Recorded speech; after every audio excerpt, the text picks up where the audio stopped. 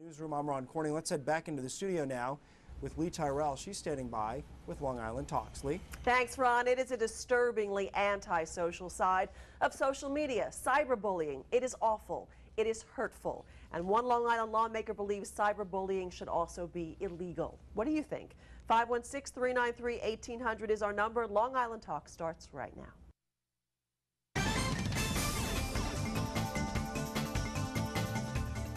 Hello, everyone. Welcome to Long Island Talks, the show that lets you weigh in on the big stories of the day. I'm Lee Tyrell. Bullying is nothing new, but in 2010, bullies don't have to be in your face. They can hide behind computer screens and spread the hate quickly via the internet. One Long Island lawmaker says it's time to stop them. News 12 Long Island's Matt Jablow shows us how. Alexis Pilkington's suicide last month had a devastating effect on her family and friends in West Islip. She had a bubbly personality. And a motivating effect on Suffolk legislator John Cooper. These kids are drowning in a sea of anguish. As News 12 has reported, before she took her own life, the 17-year-old Pilkington was the victim of some vicious cyberbullying on a new social networking site. After hearing that, Cooper said he thought it was time to do something about a growing problem. It's a huge problem. So yesterday, he filed a bill that would criminalize cyberbullying against anyone under the age of 18. The most vicious, the most reprehensible cases are the ones that would most likely trigger prosecution by the district attorney's office and arrest by the police. Cooper's bill calls for up to a year in jail and a $1,000 fine for anyone convicted of cyberbullying a minor in Suffolk County. Long Islanders we talked to said it sounds like a pretty good idea. Do you think it's a big problem?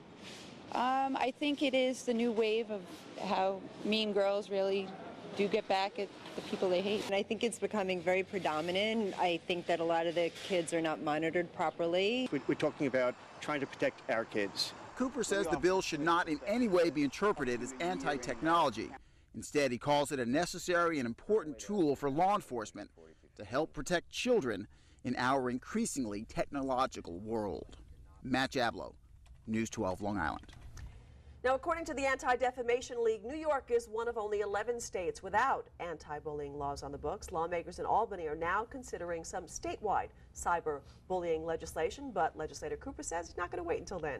516-393-1800 is our number. litalks@news12.com is our email. And joining me here tonight in the studio is the author of the bill, Suffolk legislator John Cooper, and an authority on the subject of bullying prevention, Ronnie Benson of the Long Island Parent Education Network. She has been with us before on this subject. And Ronnie, thank you so much for being here. Legislator Cooper, good to see you.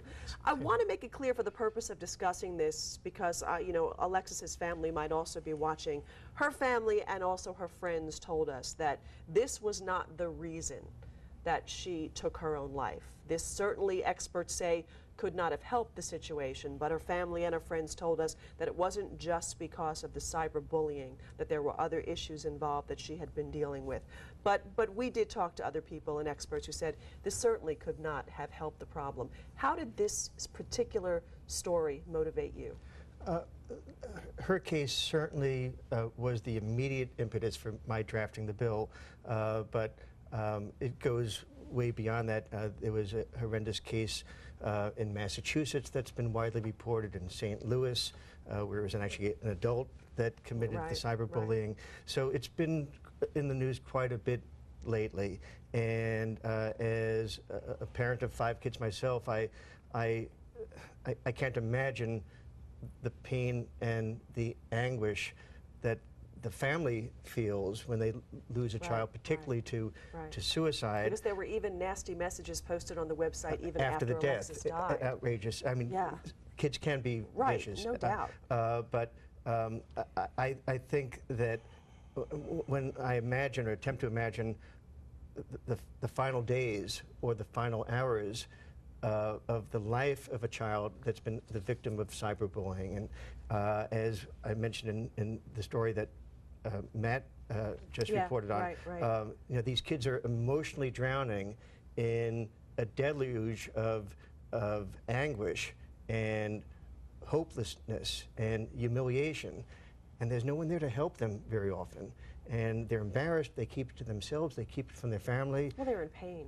They're in There's pain. no doubt they're in pain. And they see suicide as the only answer, the only escape. Like as you said in the press release that you released on this writing, it makes me feel bad and rather depressed, like I don't want to be a part of this world anymore. Exactly. Yeah.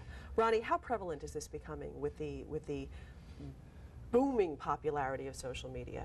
The whole idea is it's international, it's World Wide Web. So, you know, I think it's an awesome attempt to get some legislation passed in Suffolk County, but there is no hiding from this kind of bullying.